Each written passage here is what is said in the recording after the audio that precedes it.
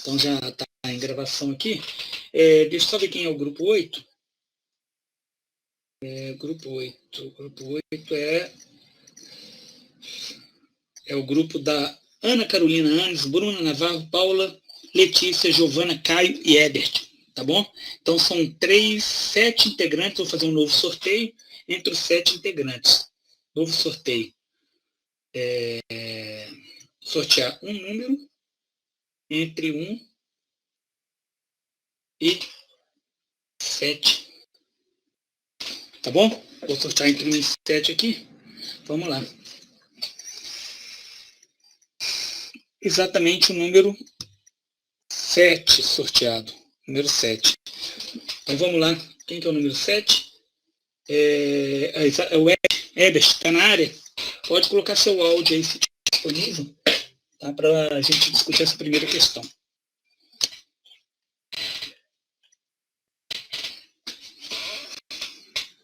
Caso o Ebert não esteja, a gente faz um novo sorteio. Fred, tá me escutando bem? Estou te escutando bem, Ebert. Deixa eu só anotar seu nome aqui. Grupo 8. Herbert. Então vamos lá. Só vou fazer a leitura do enunciado e a gente faz as colocações que forem necessárias aí na nossa discussão. Então a pergunta envolve, na verdade, como a baixa concentração de sódio ingerido diariamente altera os sistemas renais de controle da pressão arterial, para justificar naturalmente, Herbert, abordando a via fisiológica. Tudo que envolve um sistema, é importante a gente reconhecer a fisiologia diretamente falando, porque eu sempre falo que a fisiologia impede que nós sejamos enganados. Então, pode fazer suas considerações nesse sentido? Sim. Bom, quando abaixa essa quantidade de sódio no sangue, logo a pressão arterial cai.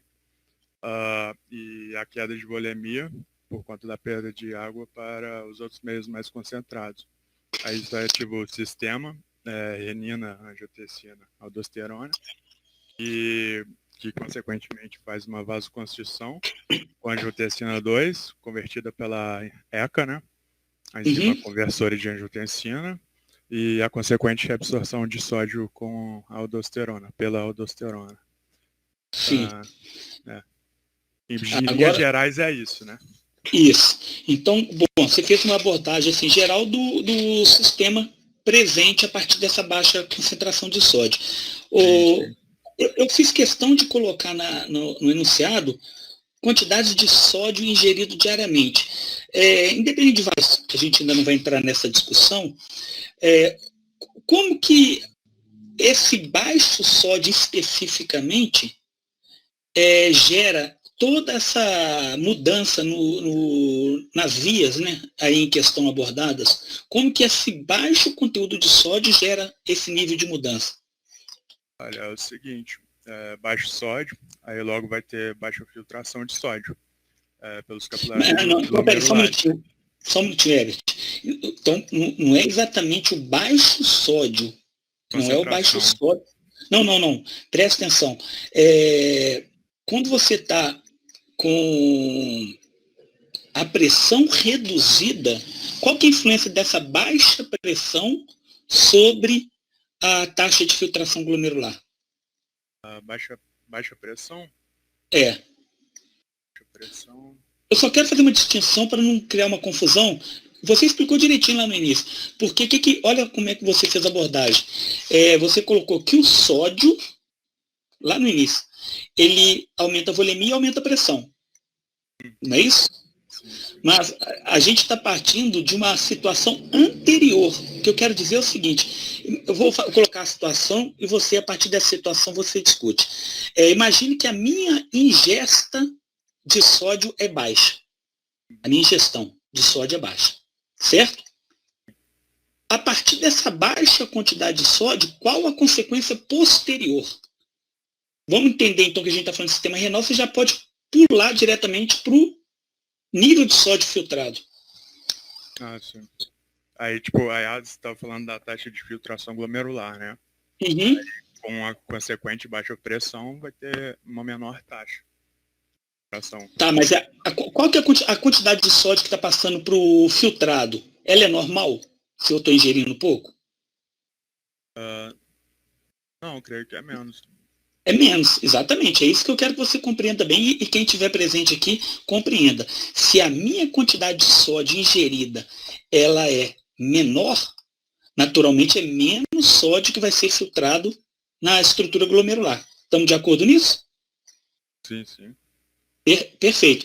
Aí você começa a ter todo aquele mecanismo de transporte do sódio pelas estruturas. Tá?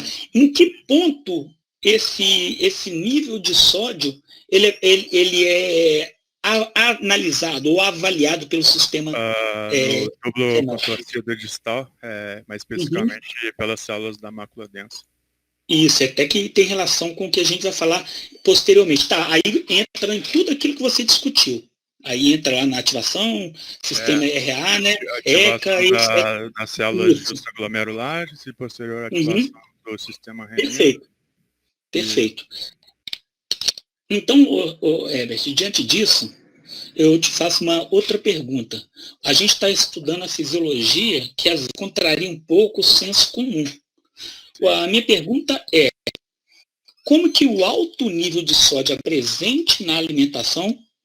Presta atenção no que eu estou perguntando. O alto nível de sódio, é até difícil a gente colocar em parâmetros o que é baixo, o que é alto, mas a gente começou com baixo, eu quero inverter a situação e colocar um nível elevado. Como que essa quantidade elevada de sódio influenciaria no sistema renina-angiotensina-aldosterona? É consequência direta. Você já discutiu tudo o certo que precisava. Eu sei que a aldosterona ela faz a reabsorção do sódio, né? Então, sim, a função dele é essa. Então não teria ativação desse sistema, né? É isso que eu quero que você me fale. O que você acha? É muito sódio. Agora eu tô com uma injeção... muito sódio, não vai ativar, né? Porque não vai precisar mais da reabsorção dele. Que já Perfeito. Então vamos entender da seguinte maneira. Eu tenho um nível basal de liberação de renina, correto? Existe um nível basal. Eu posso aumentar esse nível ou eu posso diminuir esse nível. Quem está determinando tudo isso, na verdade, é o conteúdo de sódio. Está comigo? Sim, concentração de sódio lá no tubo. Isso, no filtrado inicialmente, depois o que vai ser passado pelas estruturas tubulares. Perfeito. E aí, você como um futuro médico, e vocês também que estão ouvindo, né? A gente está com 59 integrantes aí. Qual que vai ser a orientação em relação às quantidades de sódio ingerida pelo indivíduo? Olha que problema que a gente cria. Repete, por favor, travou para mim. Como futuros, qual seria... Estou travando, por favor. Deixa eu dar só um pausa no áudio e vou voltar. É instantâneo. Sim. Consegue me ouvir bem? Sim, agora está melhor. Beleza. A minha pergunta foi, como futuros médicos, quais seriam as orientações para os pacientes em relação à questão de sódio na alimentação? Em relação a eu queria chegar nesse... Mas como assim? Porque hoje em dia, o que se recomenda, Herbert? O que se recomenda? Em relação à ingestão de sódio? Isso, em relação à ingestão. Não comer excessivamente, né? Não ingerir, né? Mas aí, você sabe qual que é o valor recomendado? De sódio? Você não sabe saber não, mas você... Não tem. Aproximadamente 2,3 gramas dia, certo? 2,3 gramas por dia. Que é uma colher de sal. Aquela colher de chá. Sim, colher de chá. Isso. Só para você ter uma ideia de quantidade. Essa quantidade, ela é baixa, considerando o sistema fisiológico. Consequentemente, diante disso, Herbert, a maior probabilidade é que eu tenha ativação do sistema ou inibição do sistema renina-angiotensina-aldosterona. Adiantando que é considerado baixo. Ativação, né, do sistema, porque ativação. Aí a aldosterona vai fazer a reabsorção do sódio, né, filtrado. Então o que eu quero te dizer, Herbert, que as recomendações atuais que são padronizadas e, querendo ou não, os profissionais de área de saúde normalmente adotam, é uma quantidade que já é suficiente para ativar esse sistema renina-angiotensina-aldosterona. Olha que curioso, hein? Demais. Dando risco, inclusive, de doenças cardiovasculares. Claro que existe um nível ótimo. O nível ótimo está em torno de 4 a 5. A gente está preconizando aí a metade. Tá travando? Que pena, hein? Será que é por quê, hein? Bom, vamos tentar aos poucos e deixar a coisa rolar. Mas igual você falou, precisa de mais de 2,3 gramas por dia, né? O que eu quero dizer é que 2... naquele dia. Mas aí ele pega o sódio dos dias anteriores, né? Não. Em parte, o que acontece? A reabsorção do que eu me alimentei nos dias anteriores, né? O que acontece, Herbert, nós produzimos urina com a mente, certo? Então você não retém sódio de uma significativa. Você tem a possibilidade de excretar todo o excesso de sódio ingerido. Excesso, que eu digo excesso, não estou falando todo o sódio circulante. Então, o íon sódio, ele é um íon presente continuamente no fluido vascular.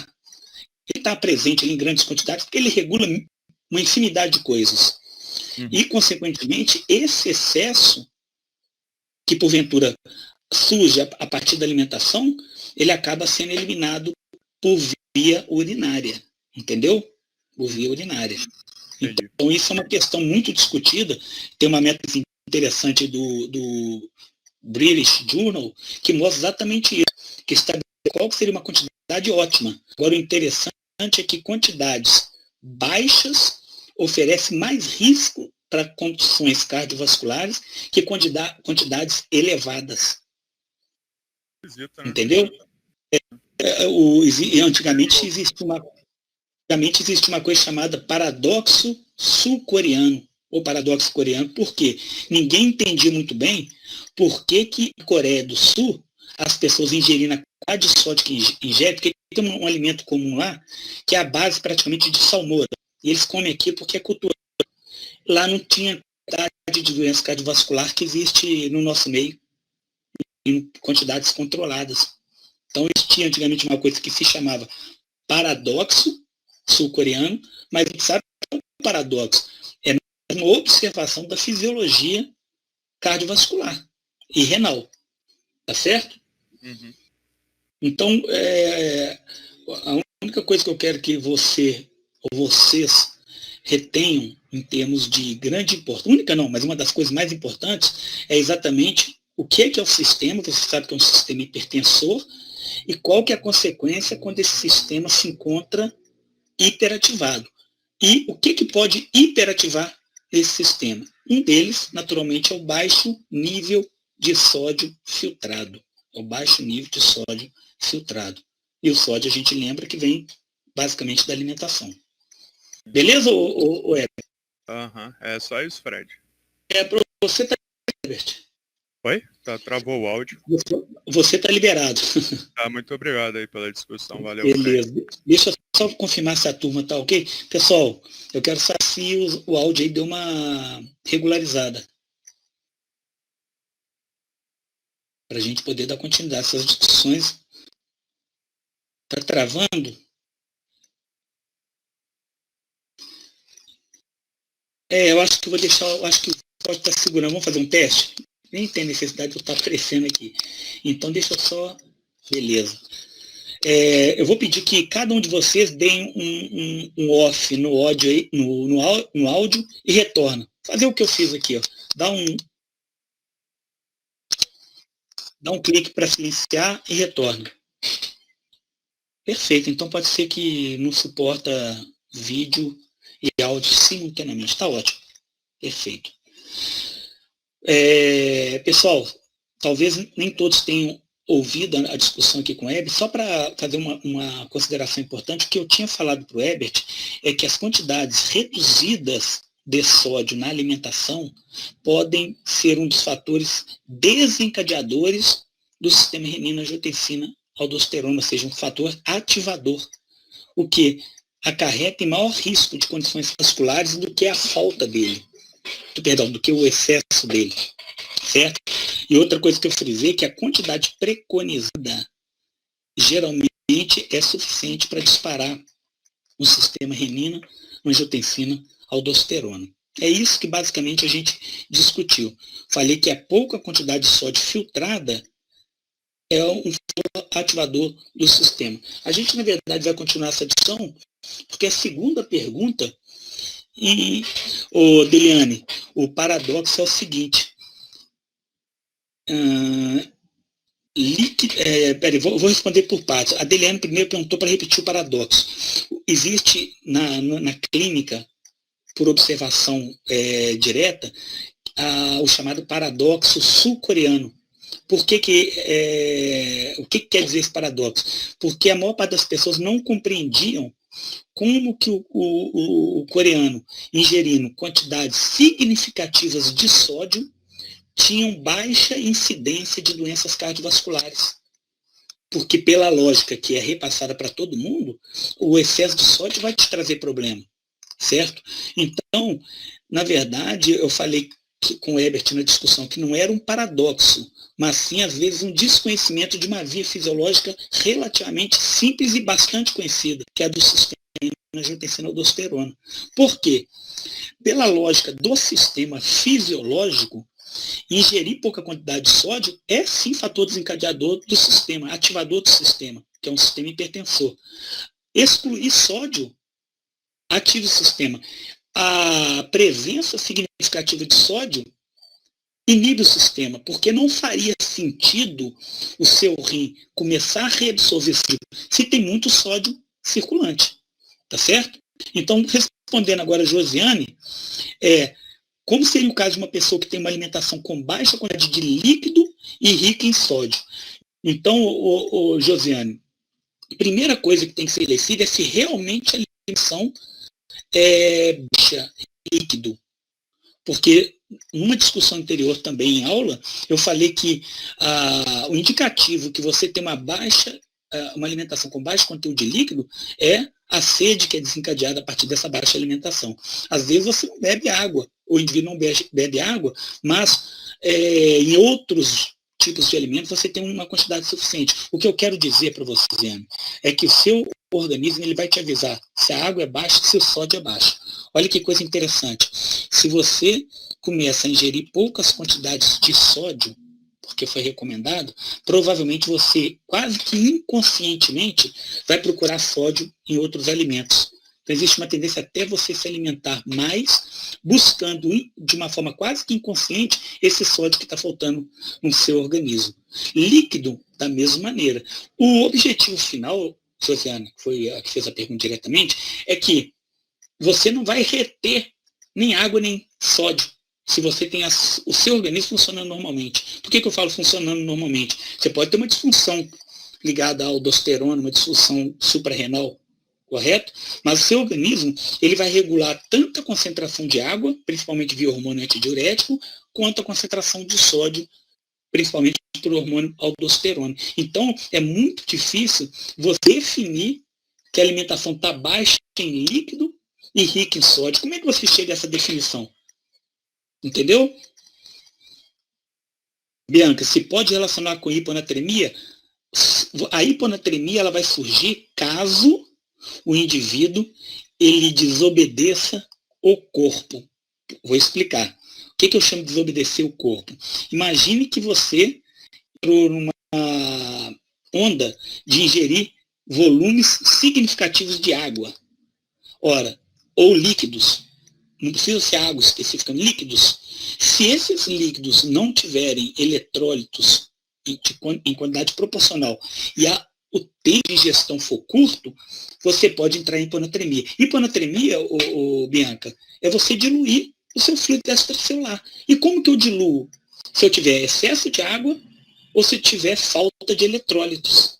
Só que quando existe a falta de eletrólito ou a falta de água, você vai buscar esses elementos na alimentação. O seu organismo ele fala contigo para você ir atrás daquilo que está faltando. Você conseguiu me compreender? Elisa, exatamente exatamente isso. O sal faz um feedback negativo com o sistema renina-angiotensina aldosterona. Se você tiver esse entendimento, as coisas ficam mais compreensíveis. Agora, preste atenção, porque senão vão falar que eu disse besteira. Isso eu discuto com qualquer pessoa. Mas o que eu quero é que vocês prestem atenção. Nós estamos partindo de uma fisiologia natural, normal, em termos de funcionamento. Eu não quero que você pegue a sua tia, que é hipertensa, 16/10, está tendo dificuldade de controlar a pressão, que aí ela desencadeou uma patologia e fale que ela pode comer sal à vontade. Vocês entenderam a diferença do que é fisiologia e patologia? A fisiologia, ela trabalha com normalidade, com o que a gente chama de homeostasia. A patologia é o distúrbio que você cria na fisiologia normal do organismo. Entenderam? Mesmo ele precisa de quantidade de sódio. A gente pode ficar livre de quase tudo em termos de sabores. Você pode ficar livre da glicose, do amargo, mas do sal você não consegue ficar livre. A busca por sódio, ela é intensa quando ele começa a faltar na sua circulação. Faltar, que eu digo, diminuir. Agora, respondendo em parte, Bento, é claro que você pode ter uma baixa quantidade de sódio circulante, seu organismo vai tentar manter sempre o nível de normalidade, sem chegar no ponto de uma hiponatremia. A hiponatremia é um quadro grave. Então, para ter hiponatremia, você precisa diluir muito o fluido extracelular. Tá certo? Vamos só dar sequência aqui à segunda questão. Não vou precisar nem sortear, que quem vai responder aqui é o grupo 4. Do grupo 4, deixa eu ver quem são os integrantes. Grupo 4.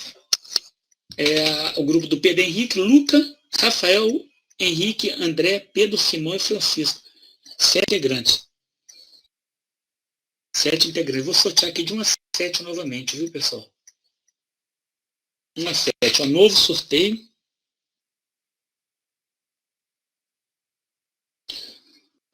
Sortear um número entre 1 e 7. Tem que sempre colocar os novamente.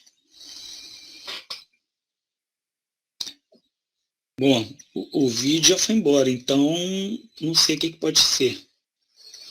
A gente não tem como mexer mais em nada aqui. Eu vou sortear aqui, ó, só para vocês verem. Não vai dar para vocês verem. Bom, confia em mim. O número sorteado foi o número 3. 3, em relação aos integrantes lá, é o Rafael. Rafael, você encontra presente? Beleza. Aciona o seu áudio aí pra gente. Vamos ver, vamos fazer o teste.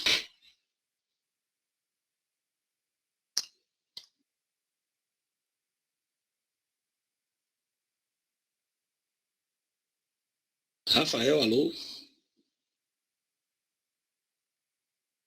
Vamos fazer o teste, Rafael.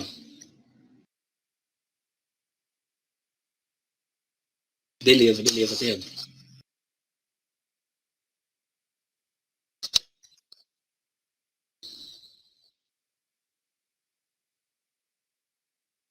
Se o Rafael ficar difícil, vou ter que sortear outro, viu? Essa pergunta tem relação com o que a gente acabou de discutir ali juntamente com o Herbert, né? Então aqui é grupo 4.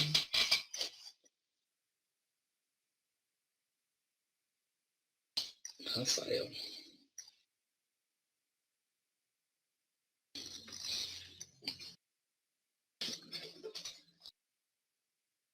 Bora, Rafael. Nada? Rafael tá offline.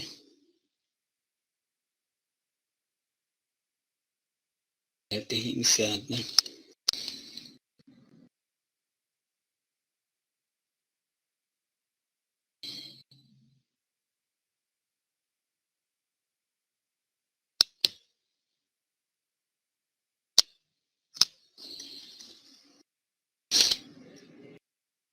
Vou tentar sortear outro, hein?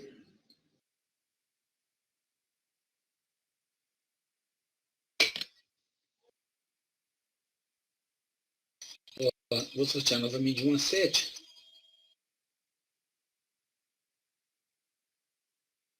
Sortear um número entre 1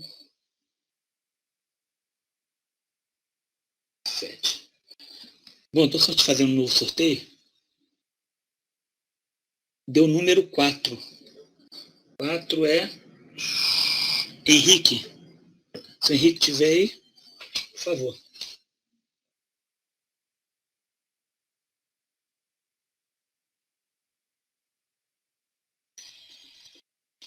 Aproveita que essa discussão é mais tranquila, porque tem relação direta com o que a gente acabou de discutir na questão anterior. Henrique, hein?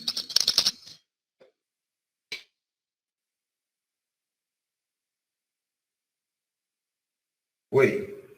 Opa, beleza, Henrique. Tudo bem? Tudo tranquilo. Você consegue me ouvir bem? Consigo. Beleza, estou te ouvindo perfeitamente também. Então vamos lá. Rafael teve problema lá na conexão. A pergunta tem relação com o que a gente já discutiu, mas eu queria frisar a importância do conhecimento histológico, né, anatômico, da estrutura tubular. Então eu fiz a pergunta que é qual a importância da diferenciação de células do túbulo contorcido distal no controle da taxa de filtração glomerular.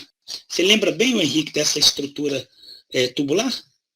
Seria, nesse caso aí, professor, a questão das células glomerulares, e então teria a ver com a questão da filtração do sódio, né, da percepção da quantidade de sódio, e por consequência até a ativação do sistema renina-angiotensina-aldosterona, que foi mencionado na questão anterior, inclusive. Isso. Agora, Henrique, se você reparar na questão, a pergunta ela coloca um detalhe que é o seguinte: a importância da diferenciação de células do lúmen do túbulo contorcido distal. O lúmen, naturalmente, é a parte interna do túbulo. Ah, sim. Seriam as células principais intercaladas, então. Não. Presta atenção. O lúmen do túbulo contorcido distal, ele é composto de células de reabsorção. Mas só que existe um grupamento de células que são diferentes, ou seja, elas não atuam nesse processo de reabsorção, mas justamente para sensibilização do sódio. Como é que chama? Mácula densa? Mácula densa. Então, eu achei que eu tinha falado, desculpa. Você falou o aparato justoglomerular. O aparato justoglomerular, ele é adjacente à mácula densa. Então, a parte que está em contato diretamente com o filtrado é a mácula densa. Entendi. A justoglomerular está na parte anterior. Então, ela está, como eu disse, quase que justaposta à mácula densa. Tá certo? Agora, a gente colocou essas células como células que são sensíveis às variações de sódio no filtrado. Correto? Correto. Entenda que o filtrado é uma solução salina e essa solução salina está em contato com células. Se você recordar bem, do primeiro dia de aula, primeiro, no máximo segundo, nós falamos de influências que diferentes soluções, entenda a solução do filtrado, pode exercer sobre células. Lembra? A gente fez até uma prática, né, de osmose e hemácias. Lembra bem disso? Sim. Como que você acha que o nível de sódio pode alterar essa célula da mácula densa? Pode ser questão do volume celular, certo? Sim, de que maneira? Vamos colocar então que você está com... Vou voltar à mesma discussão anterior, que tem uma solução pouco concentrada em sódio. Aí tá, essa solução está caminhando, ela passa lá na mácula densa. E aí? Peraí, desculpa aí, professor. Tive um probleminha aqui. Não caiu da cadeira, não, né? Oi? Não, ainda não chegou a esse ponto, ainda não. Ainda não, tá bom. Então, dependendo da quantidade de soluto, qual que foi a pergunta? Eu quis colocar uma situação onde que você tivesse uma baixa filtração de sódio. O conteúdo de sódio na solução ali do filtrado, ela é baixa. Como Entendi. Que essa baixa solução influenciaria a mácula densa? Ué, a mácula densa ficaria maior, né? Ela encheria, né? Assim, vamos considerar isso. Exatamente. Vamos considerar que, mesmo que seja uma mudança bem pequena, mas essa alteração na citomorfologia é que vai ativar essa célula vizinha, que é a justoglomerular, o aparato justoglomerular. Entendeu? Entendi. E, consequentemente, é isso que vai modular uma maior liberação de quem? Do sistema renina-angiotensina. Da renina, né? Da renina, Da no caso. renina. Aí pronto, eu poderia ter um nível basal de renina, que agora, com a sensibilização feita pelo baixo conteúdo de sódio, induziu uma maior liberação de renina e toda a via disparada. Né? Você lembra bem da via aí? Não vamos voltar nessa via para discutir. Então, a gente sabe que o sistema hipertensor ele é disparado. Da mesma maneira, o Henrique, se eu tivesse grandes quantidades de sódio, isso iria trazer uma mudança na estrutura macular densa para diminuir o nível de renina. Eu não quero agora que a aldosterona seja liberada para reabsorver sódio. Pelo contrário, eu quero inibir um pouco a liberação desse hormônio para evitar que mais sódio proveniente do filtrado tubular retornasse à circulação, já que agora o conteúdo está aumentado. Entendeu? Entendi. Agora, o Henrique, vamos imaginar que eu tenha eu vou explicar o que é, tá? Um reninoma.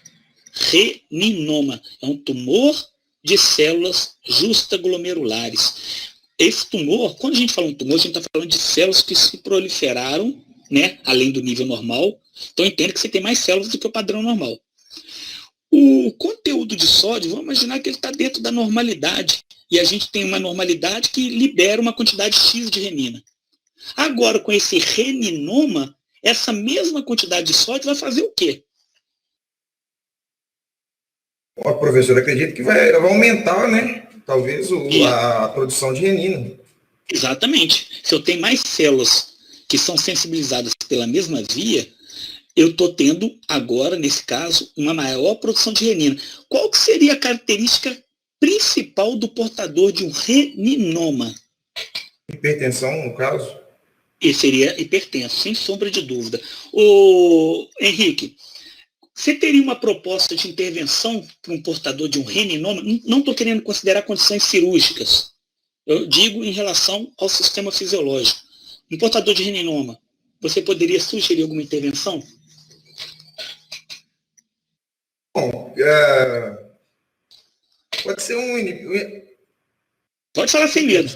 Inibidor de ECA, então. Isso. Eu sei que às vezes a coisa parece mais simples do que a gente imagina. Ora, se eu tenho um sistema que está sendo estimulado pelos níveis elevados de renina, eu quero evitar agora que esse indivíduo hipertenso tenha o resultado final da presença de renina, que é presença de angiotensina 2 e aldosterona. Então, se eu fizer uma inibição da ECA, naturalmente, eu tenho um benefício nesse portador. Correto isso? Correto. Esqueça a intervenção, esqueça. Vamos considerar ainda o portador de reninoma. Como é que estariam os níveis de potássio nesse indivíduo, hein? Níveis de potássio? Isso. O senhor fala num... Um portador de reninoma. Sim. Bom, acredito que eles estariam mais baixos do que o normal. Isso. Você não vai acreditar apenas, mas você vai ter a certeza, porque você conhece bem o sistema e sabe. Ora, se eu tenho uma maior reabsorção de sódio desencadeada pelo sistema renina, angiotensina, aldosterona, eu reconheço, eu lembro que a reabsorção de sódio ela é quase que proporcional à secreção e excreção de potássio. Então, se eu estou reabsorvendo mais sódio, eu tenho que estar eliminando mais potássio. Concorda comigo? Concordo. Então, esse indivíduo teria uma tendência à hipocalemia. Você conseguiria me falar uma possível alteração do eletrocardiograma nesse indivíduo, se a hipocalemia for confirmada? A principal alteração do eletrocardiograma. Professor, eu vou tentar tirar da memória aqui, mas eu acredito que pode ser a onda T baixa, certo? Exatamente isso. Então, o primeiro indicativo da hipocalemia, porque você não vai fazer dosagem para saber se o potássio está normal, que o resultado vai demorar a sair, e você já pode ter tido modificação nesses níveis. É o eletrocardiograma, onde não é difícil, porque aí a gente pode fazer uma associação direta. Pouco potássio, onda T baixa. Muito potássio, onda T alta. Então, um indicativo da hipocalemia é sim o achatamento da onda T. É o primeiro indicativo. Você lembra mais ou menos quanto que é o nível de potássio normal? Você não é obrigado a... mas assim, é porque eu passei esses valores, mas eu quero só frisar aqui o valor. Você consegue lembrar do valor aproximado? Você bate o exame do desvio. Se eu falar que está 3 mil equivalentes... Hein? Pode falar. 4 mil equivalentes por Isso. litro? Então, entre 4 e 5 mil equivalentes por litro. Tá certo? Entendi. Então, se você bate o exame lá do cara, tá com o potássio a 3 mil equivalentes, imagine se ele estivesse analisando outra coisa, mas por acaso avaliou o potássio também. Tá 3 mil equivalentes, você já sabe que aquilo é hipocalemia. Correto? Uhum. E se você tiver acima de 5, você sabe que é hipercalemia. Beleza? Entendi. Deixa eu fazer uma enquete rápida aqui com todo mundo da turma aqui. Ô Henrique, você está liberado, viu? Beleza. Obrigado aí, professor. Valeu. Deixa eu fazer uma enquete aqui. Pessoal, a minha pergunta preste atenção, vou fazer uma única vez a pergunta, hein? Um portador de... Um portador... Não, desculpa, deixa eu inverter aqui. Aí fica mais fácil a resposta. Um antagonista de aldosterona, ele favorece aumento de potássio ou redução de potássio? Aumento de potássio A, redução de potássio B. Um antagonista de aldosterona.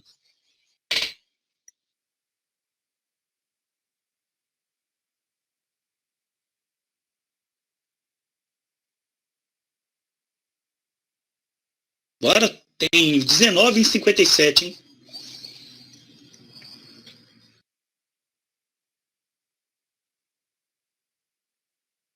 Isso, vamos caminhando, tá indo.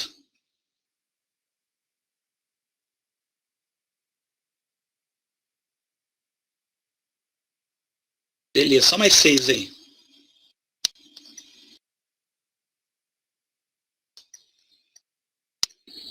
(53, 50... Mais 2. Beleza, eu vou publicar aqui, porque praticamente todo mundo respondeu. 55, 50...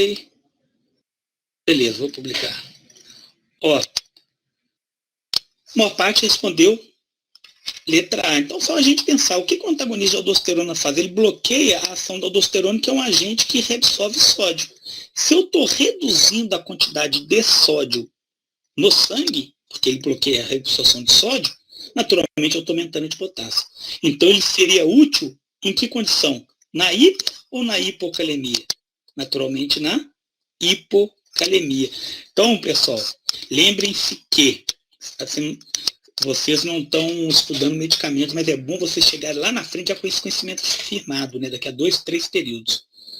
A questão é, se quero poupar potássio,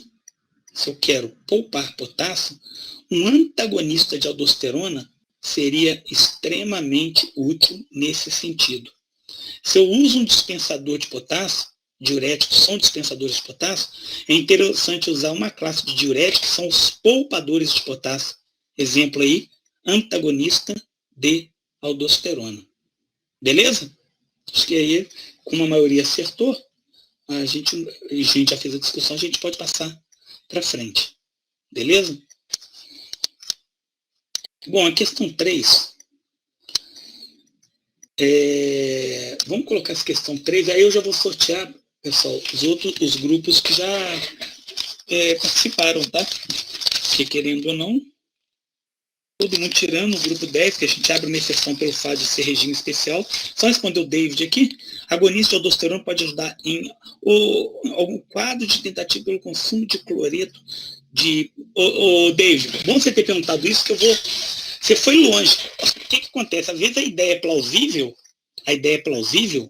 mas ela não é execuível, porque você teria outras consequências. Mas não, vamos imaginar o seguinte, se o objetivo é reduzir o nível de potássio, isso vale para a turma inteira, hein?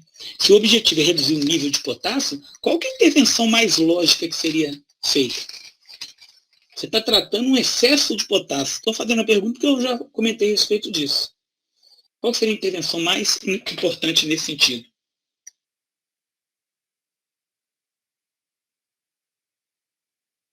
Pode ser pergunta, hein? De prova. Você ia dar um agonista de aldosterona, né, o David?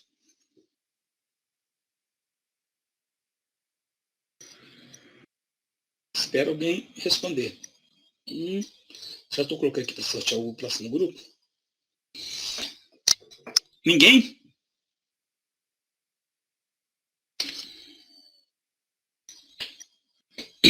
Isso, Josiane.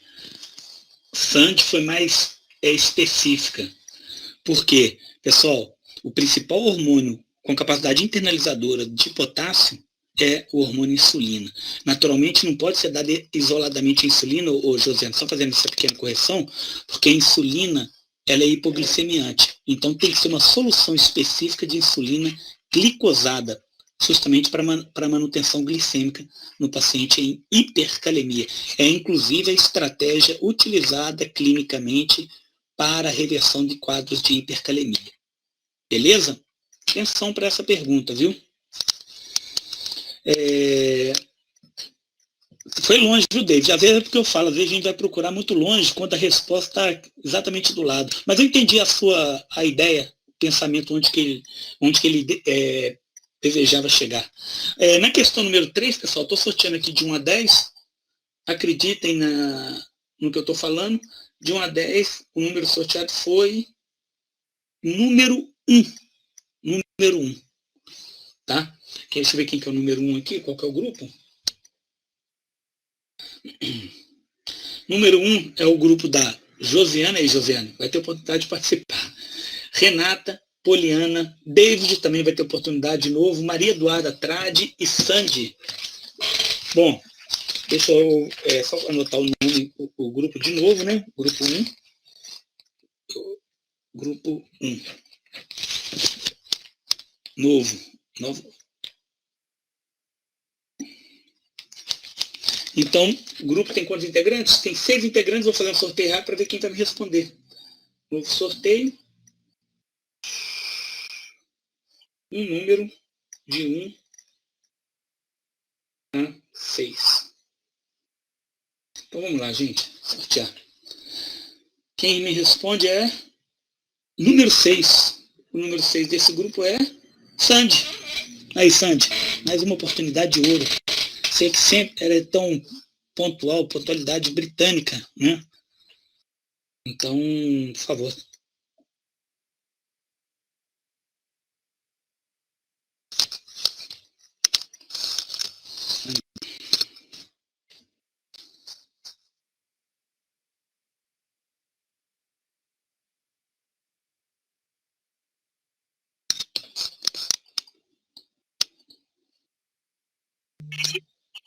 Oi, tô te ouvindo bem. Tudo bem? Tudo bem com você. Tudo tranquilo. Então, Sandy, vamos para essa discussão que... Deixa eu só ver aqui. Isso. Então, eu vou fazer a pergunta para você e a gente conversa aqui. Ó, considerando o metabólito creatinina, sua depuração seria menor, igual ou maior do que o da inulina? Inulina, não insulina, inulina. Justifique. O que você pode me dizer a respeito? Então, a depuração da creatinina, ela seria um pouco maior do que o da inulina.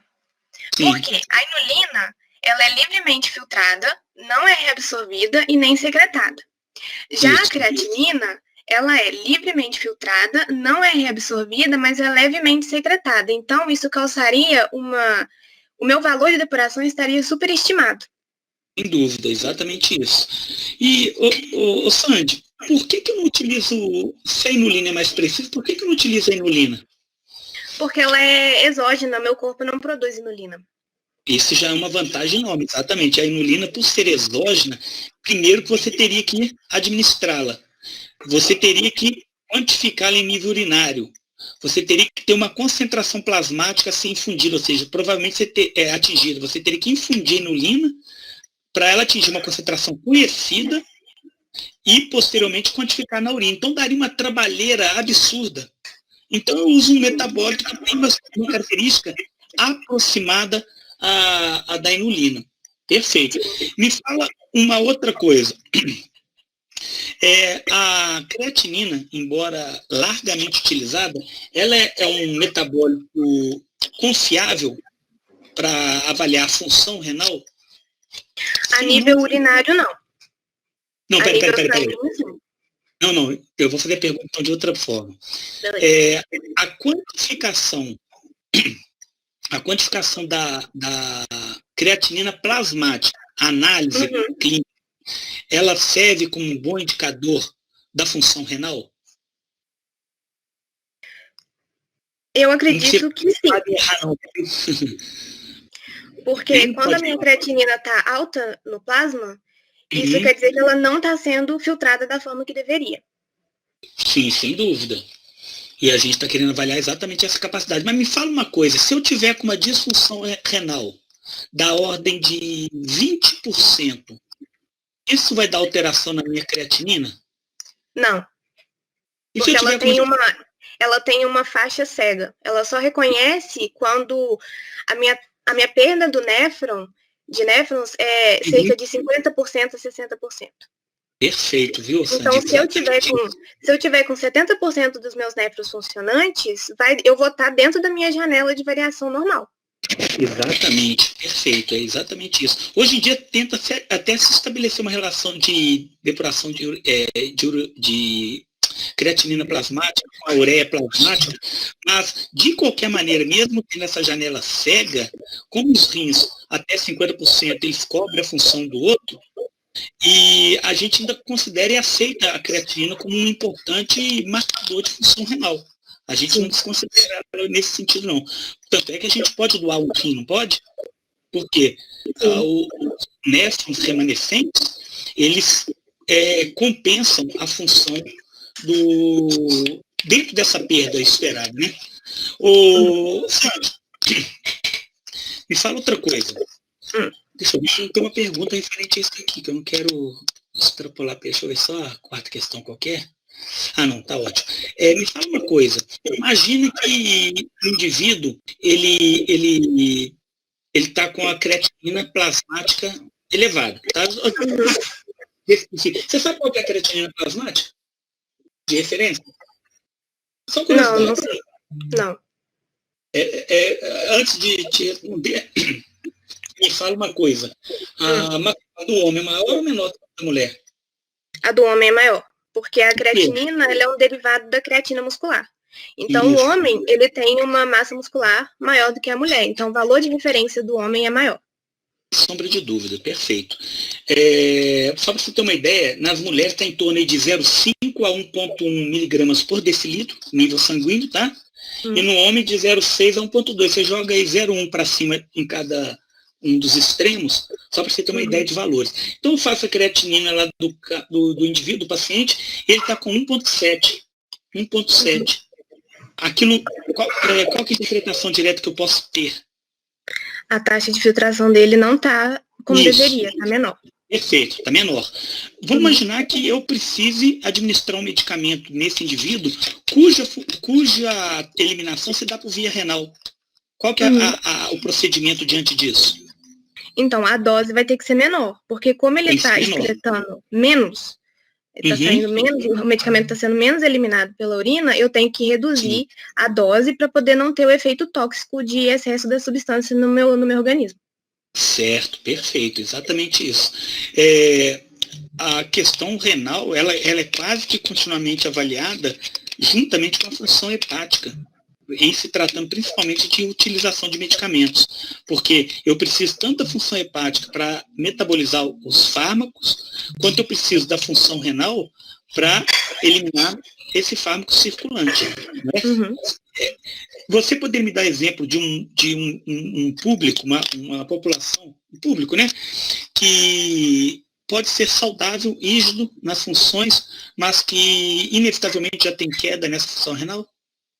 Os Porque idosos. a creatinina plasmática, exato, a creatinina plasmática desse indivíduo já é esperadamente elevada, porque a gente tem perda progressiva da função renal após os 50 anos, 50, 60 anos de idade. E a perda até é relativamente significativa.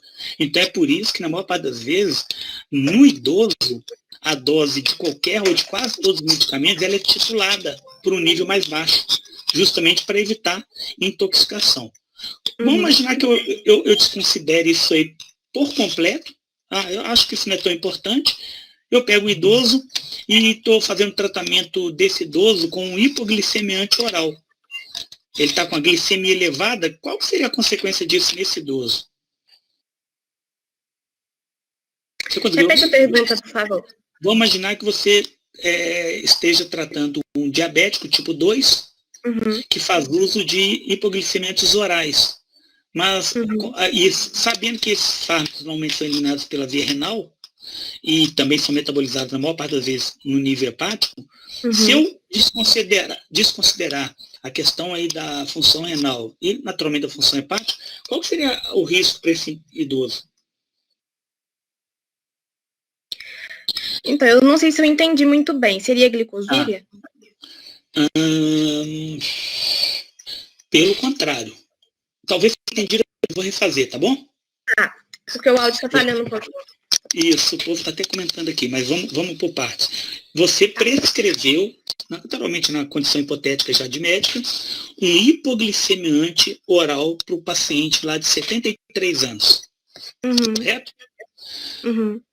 Eu estou te adiantando que esses hipoglicemiantes têm a eliminação por via renal e são metabolizados pelo fígado. Mas você simplesmente desconsiderou essas questões e simplesmente deu a dose padrão para o indivíduo. Quero saber qual que seria a consequência para esse indivíduo, para esse paciente.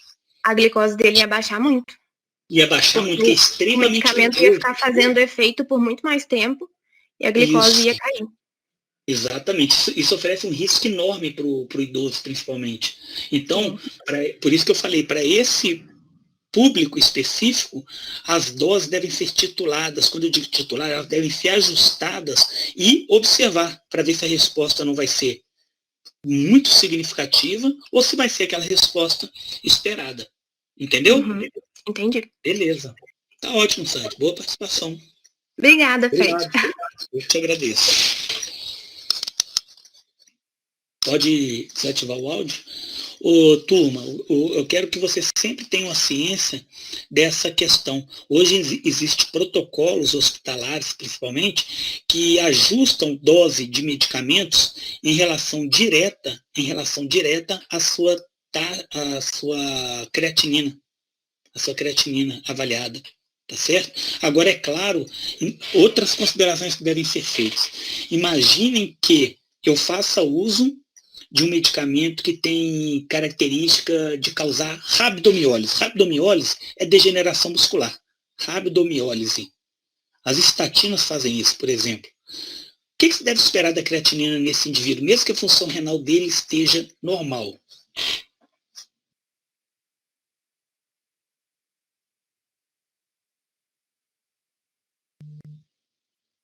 Hein?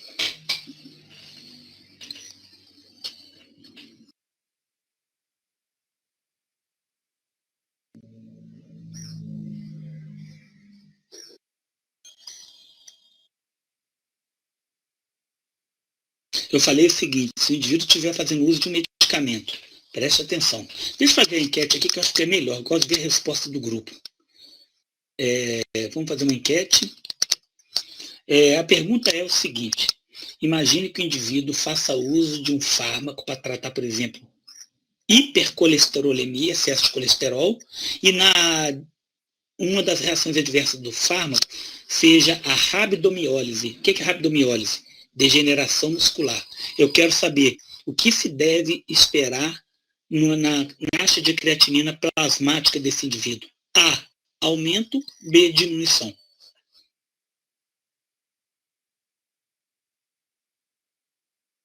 Bora, gente, esse é jogo rápido.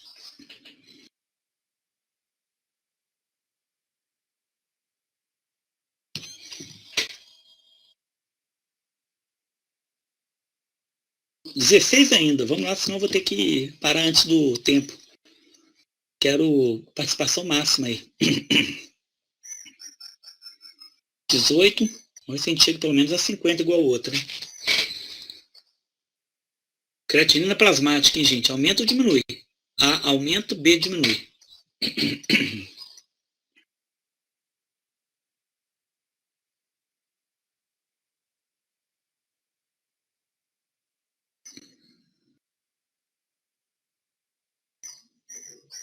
Tá indo, 32. Vamos chegar aos 50, gente, rapidinho isso. 42.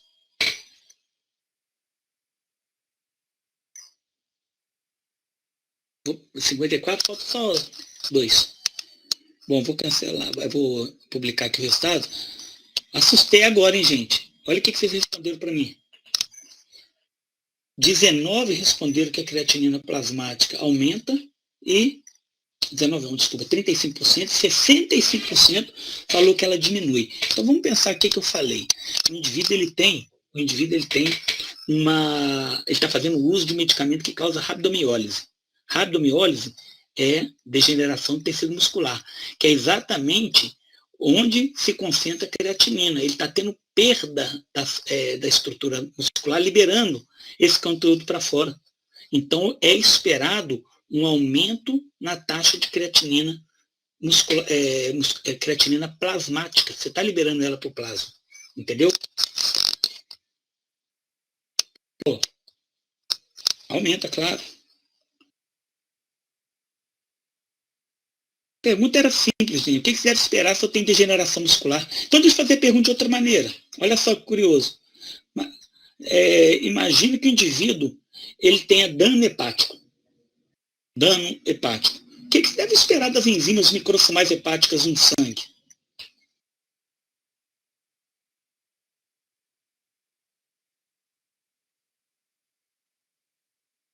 Rapidinho, gente. O que você deve esperar?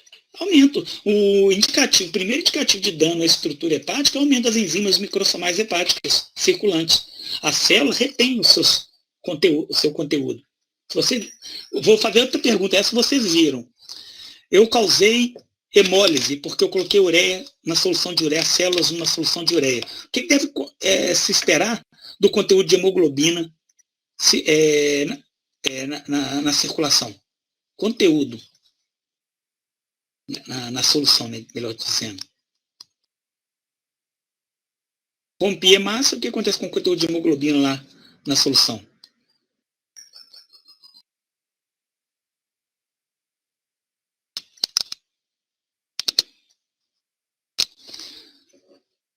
Bom, todo mundo está digitando, naturalmente o conteúdo vai aumentar.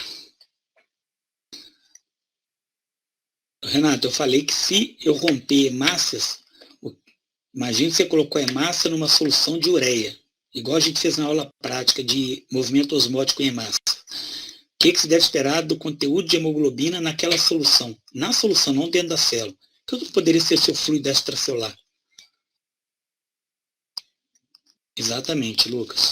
Isso aí, Renato. Perfeito. Bom, vamos para a questão número 4 aqui. Eu vou sortear mais uma vez o grupo. Então, a gente fez agora o 1, né? Se sair o 1 novamente, pessoal, eu acho difícil, a gente faz o sorteio, não é isso? É de 1 a 10? Beleza. Vou ver aqui rapidinho. Sorteio.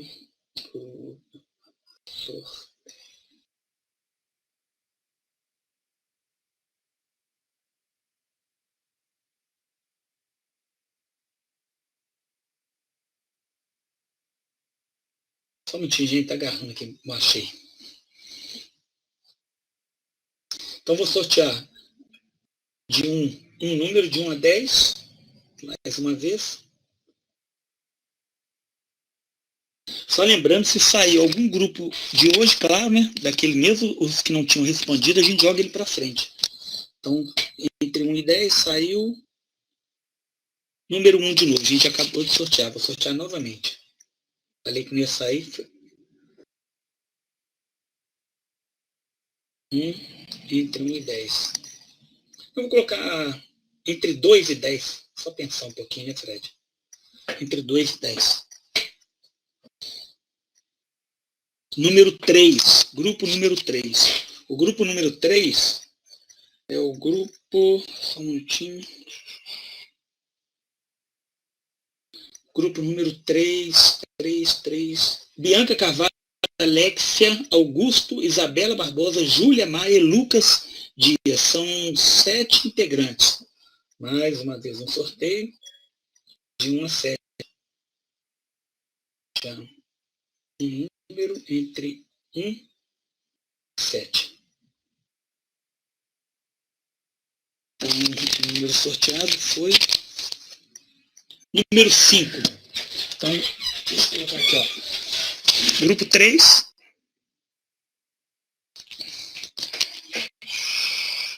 Quinto integrante do grupo 3 aqui é Isabela Barbosa. Isabela Barbosa, pode entrar aí.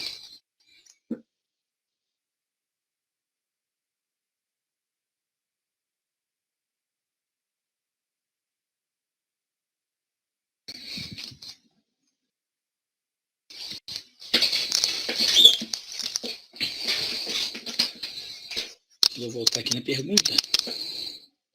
Já foi, Fred? Você foi hoje? Isso não, anteriormente? Então tá, vou dar chance para outro, para não... Não, vamos dar chance para outro, né? Pode ser, né? Acho que ninguém vai se importar com isso. Eu também acho que é interessante quanto mais gente participar, melhor, né? Novo sorteio.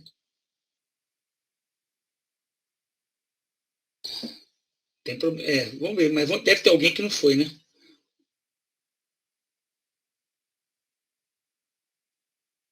Vamos ver. É possível vai sair agora a Bianca, né? Tem limite de sorteio, não acredito. Deixa eu colocar. Só um minutinho, pessoal.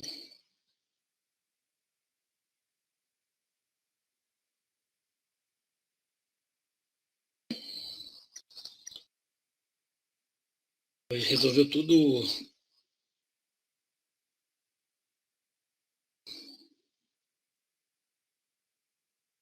Então, quantidade de 1 a 7. 1 até 7. Achei um bom aqui. Beleza, vai sortear. Número 4. Quem que é o número 4? Não sabe o que eu não, né, Roberto? 4 é o Augusto. Bianca, Ana, Alex, Augusto. Vamos lá, Augusto.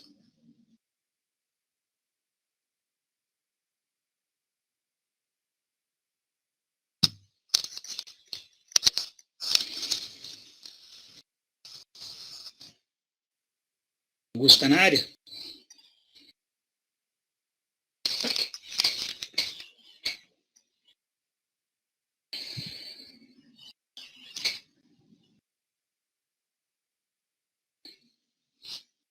Beleza, só coloca o seu áudio aí para a gente ir para essa questão.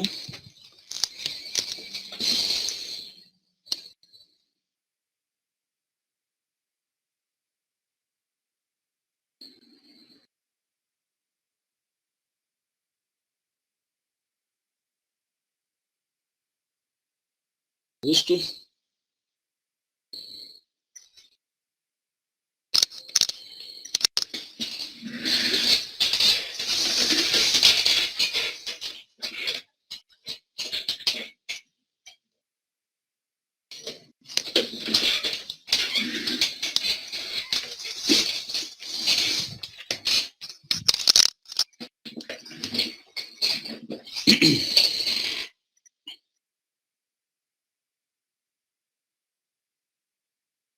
Nada, Augusto.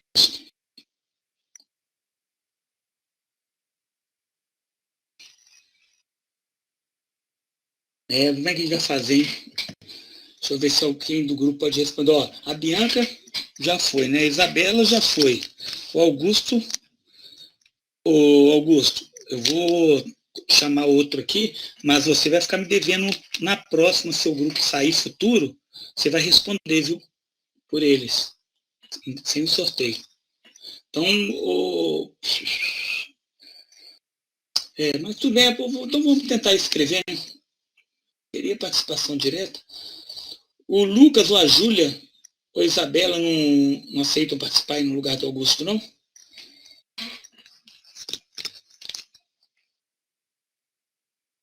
Qualquer um dos 3.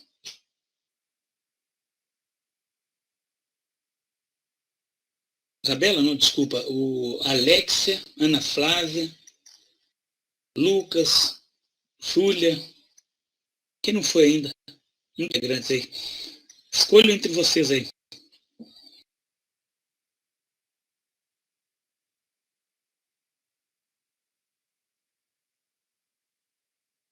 Só entrar no áudio direto.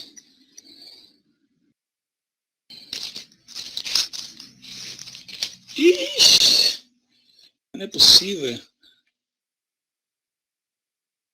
Então sobrou aí, ó, alguém vai ter que salvar o grupo aí. Alexia, Bianca. Tá, mas eu converso diretamente, porque não é só a conta. A conta eu poderia pedir para alguém resolver, passar para a turma inteira. Então só a conta era jogar o resultado aí. Entra aí, Bianca. Não enrola não, vamos lá. O resultado você vai me falar, depois eu vou entrar com a discussão em cima. Isso.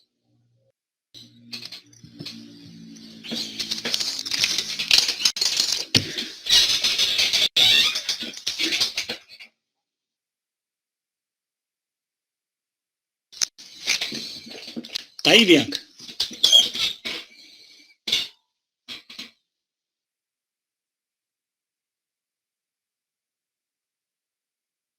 Ah, já agarrou, hein?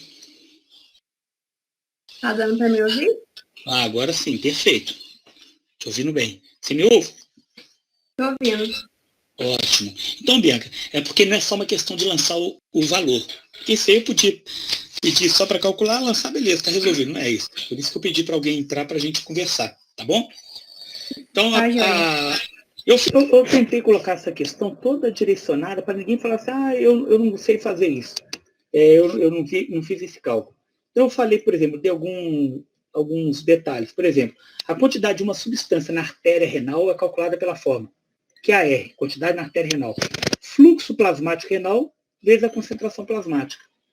Dá um cálculo direto, né, de valores.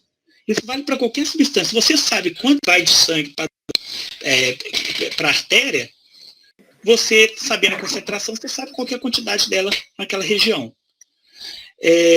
Aí depois fala o seguinte, a carga filtrada de qualquer substância é fácil. É multiplicar, claro, eu dependo de saber minha taxa de filtração, já que é carga filtrada, vezes a concentração plasmática dessa substância, certo?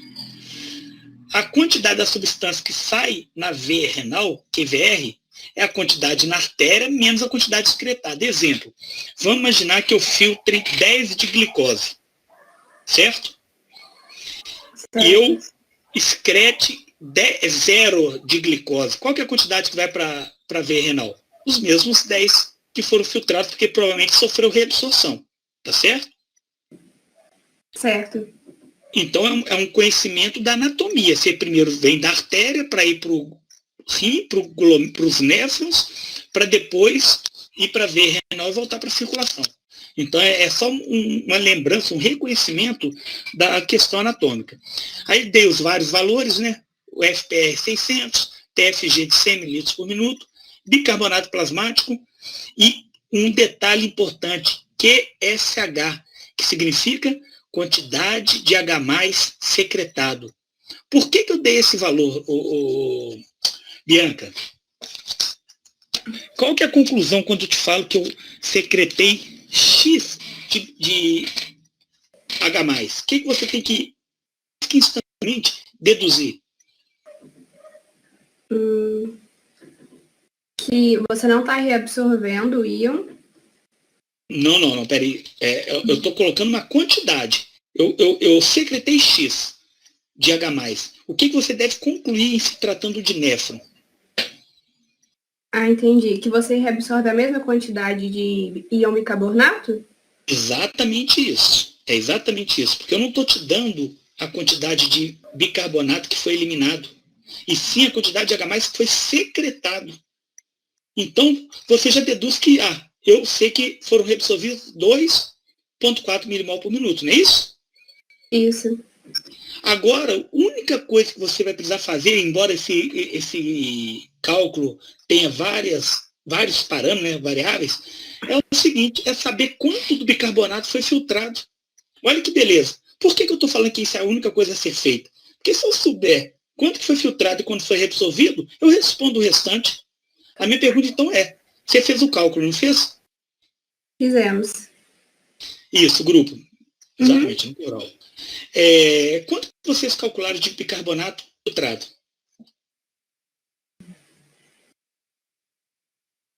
Deixa eu olhar aqui. É 2,4 milimol por litro.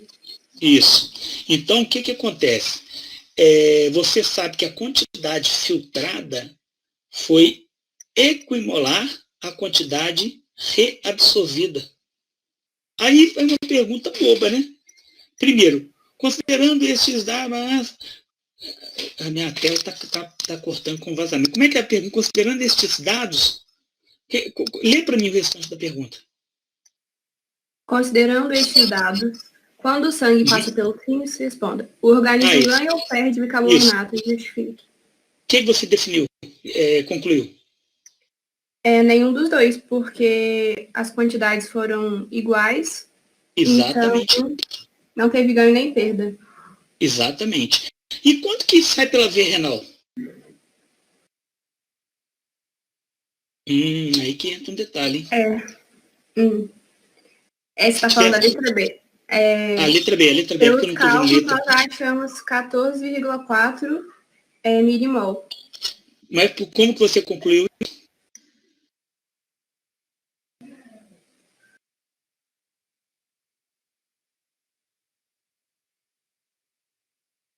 Só um minuto. Olha na formulazinha lá, QVR é o quê? Quantidade de via renal, que é o que eu estou pedindo. É igual a quantidade na artéria renal menos a quantidade de perdida. Como você teve perda de bicarbonato?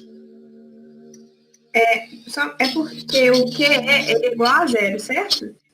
O QE é igual a zero, exatamente. Então você só precisa calcular... Aí jogando na fórmula... O QAR. O QAR vai ser igual ao QVR.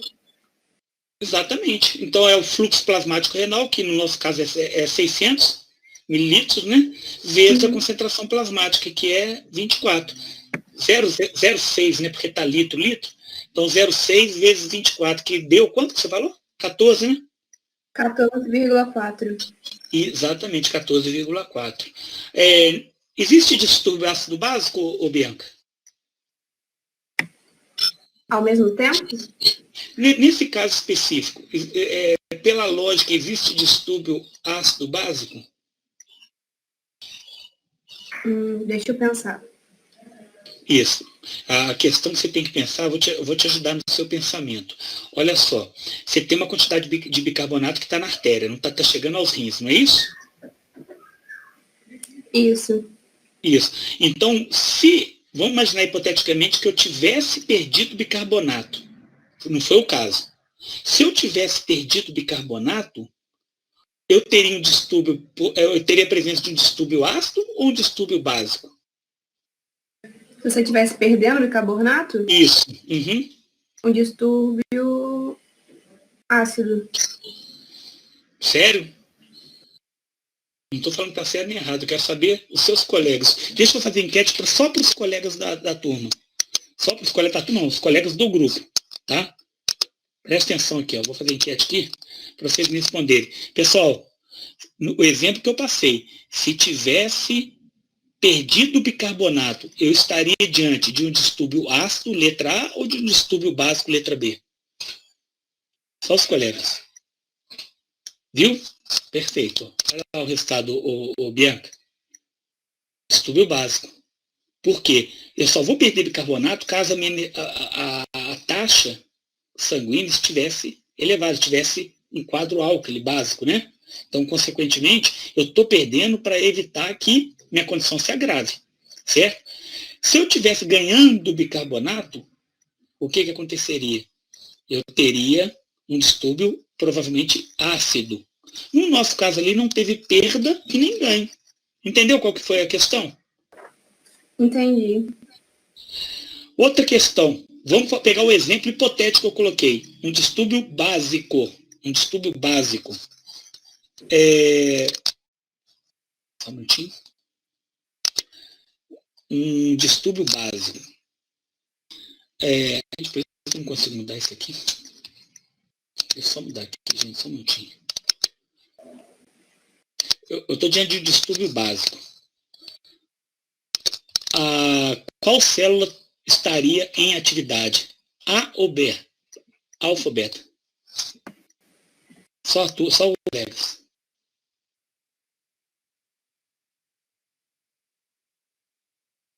Perfeito. Vou parar aqui porque mais respondendo 7 aqui, ó.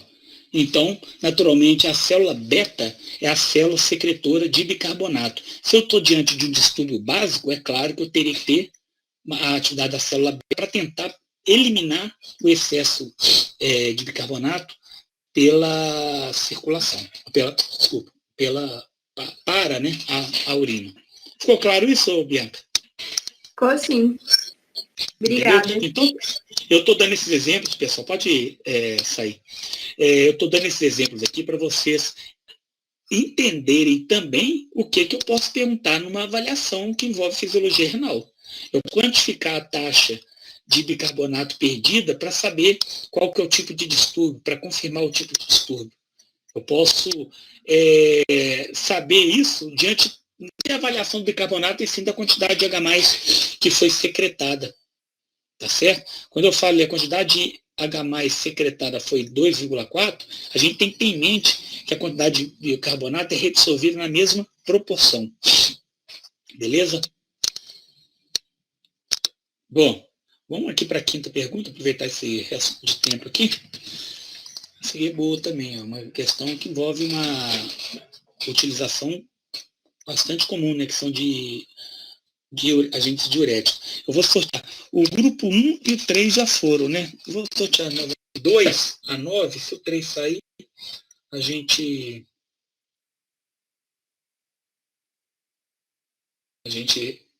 a quantidade de 1 a 10. Sortear, hein? Um número de 1 a 10. Número 8. 8 já foi hoje? Não, né?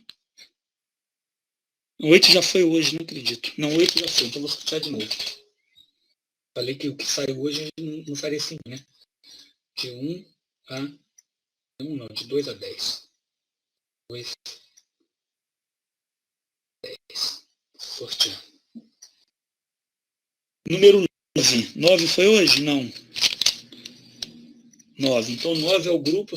Já te respondo, Júlia. Grupo 9.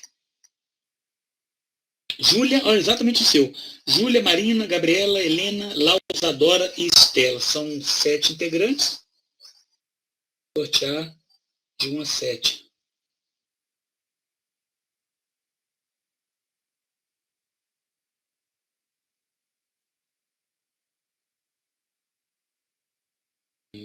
Só um minutinho.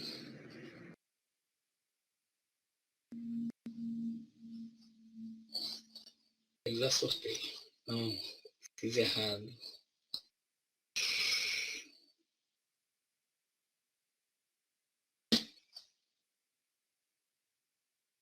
Gente, cadê o programa? Isso. 1 a 7. Vamos lá, em sortear. 4. Número 4 do grupo 9, não é isso?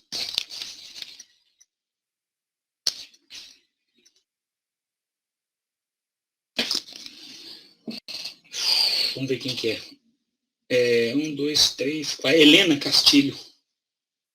Helena, tá por aí? Então, Júlia, enquanto a Helena entra aqui, a pergunta é, Fred, no caso, essa veia que carrega sangue que vai cair no coração? Ou Júlia, com certeza, quando pegar a veia renal, você atinge o sistema venoso todo e retorna ao coração direito, lado direito do coração. Esse sangue conta o que foi filtrado e não... Como assim? Veia renal? Se for considerado que sai pela veia renal, o que não foi filtrado, né? Na verdade, não é o sangue, os componentes, né? O sangue está circulando ali, e sendo reabsorvido ou não. O sangue dessa veia renal é o sangue venoso, sem dúvida. É o sangue venoso. Ali tem todos os componentes que não foram filtrados ou que sofreu de alguma maneira reabsorção. Tá certo, Júlia? Professor? Oi, tudo bem? O senhor está me escutando? Perfeitamente. Você consegue me ouvir bem? Estou conseguindo te escutar. Então tá ótimo. Então eu vou ler a pergunta aqui para todos ouvirem e a gente começa a falar a respeito. Então tá falando o seguinte: explique como um diurético antagonista de aldosterona, a gente até falou isso hoje, hein? Você percebeu bem, né? Se mostraria útil na redução da pressão arterial. Ó, o que poderia esperar em relação aos níveis de potássio? Então, Helena, fique à vontade para falar a respeito da ação do antagonista de aldosterona.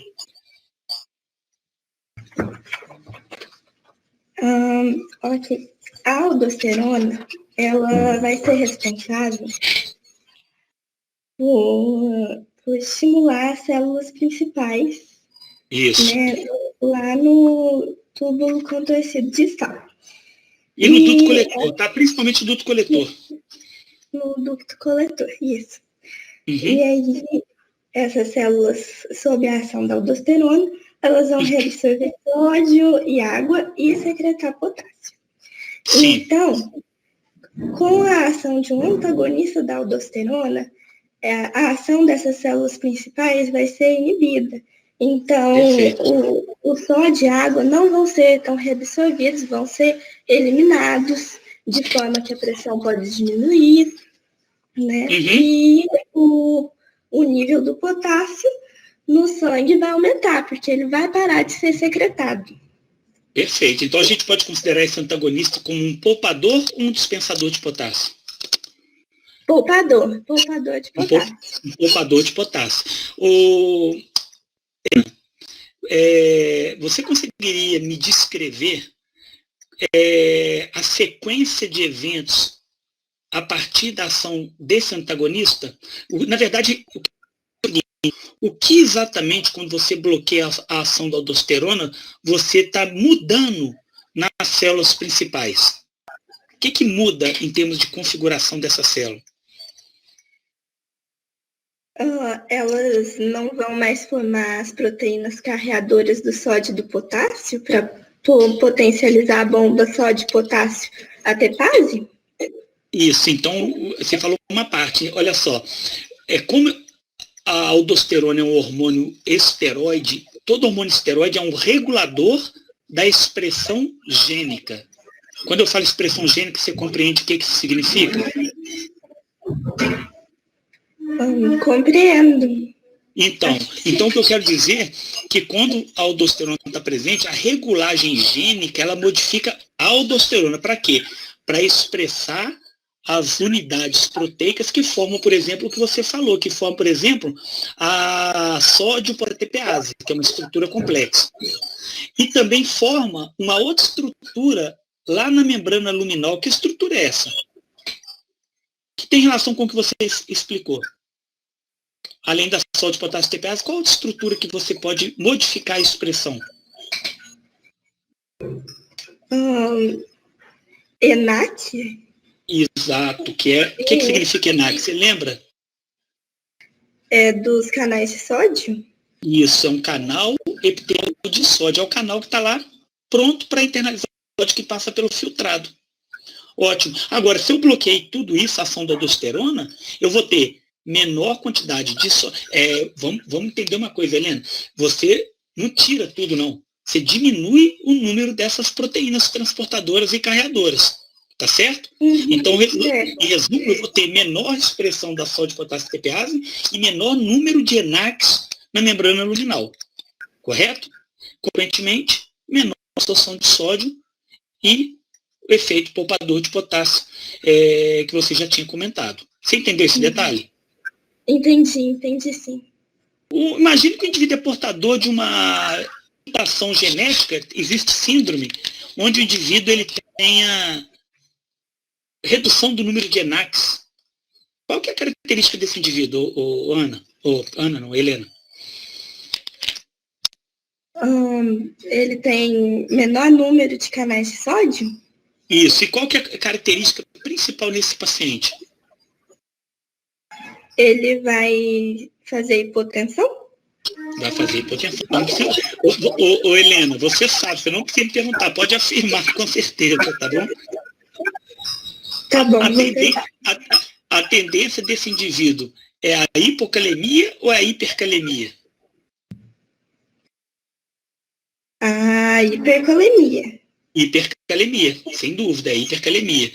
Esse indivíduo teria que tipo de alteração do cardiograma? A inicial.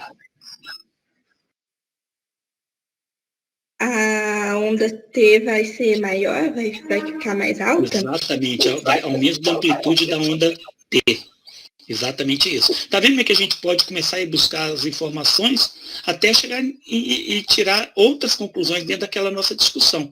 É exatamente isso, você falou tudo certinho. E pode ter mais firmeza, porque eu sei que você conhece aí a fisiologia que a gente está discutindo.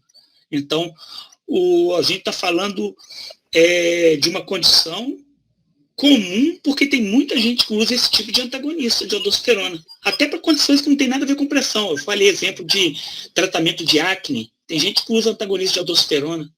Se ele tiver uma hipercalemia, fora as condições que ele está tratando lá, isso poderia ser extremamente grave. Entendeu? Deixa eu... Está dispensado, Helena. Deixa eu fazer uma enquete aqui com a turma inteira a respeito dessa condição específica que a Helena falou. Eu quero que vocês me falem o seguinte. Obrigada, professor. Pode desligar aqui? Pode desativar esse seu áudio. Eu que agradeço. O que eu queria fazer de pergunta para a turma é referente exatamente a um portador do chamado hipoaldosteronismo primário. Eu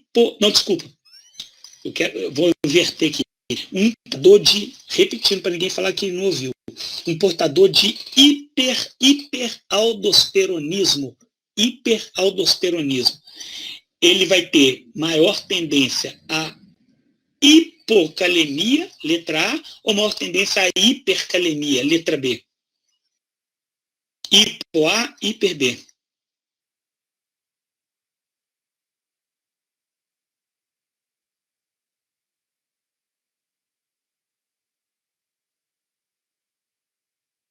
Beleza, essa aí eu acho que ninguém teve problema.